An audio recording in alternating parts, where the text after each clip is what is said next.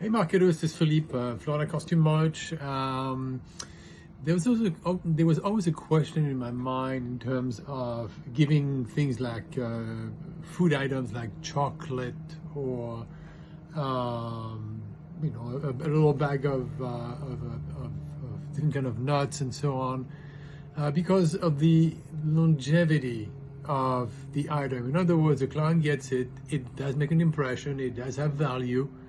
Then eats all the chocolate, then the wrapper, which was printed with your company name on it, is just tossed out and it's over with, and maybe that's good enough.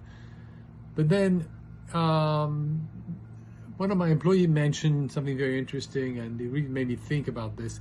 If instead of chocolate you give something that's going to be a little bit longer lasting, for example, the great example is mints. People don't eat the whole container of mints all at once.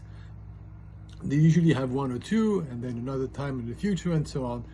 So, in terms of food gifts or costume branded food items, which my customer would give out to their own customers, their own guests or prospects, we feel that in terms of longevity, giving out a container of mints with the client's name on it, client's company name on it, would be much more valuable in terms of longevity. In other words, in terms of how long the brand, your brand, would get exposed to the client, and the number of impressions you'd get. So anyway, thought I'd mention this because there's so many options out there, and some of them have some advantages over others and so on. And again, when it comes to food items, I think if it's possible, if it's going to have the impact you want to have, of course, chocolate still works and other items also still work. But if in terms of longevity, as far as food items, that is one thing to consider. You know, how long will they actually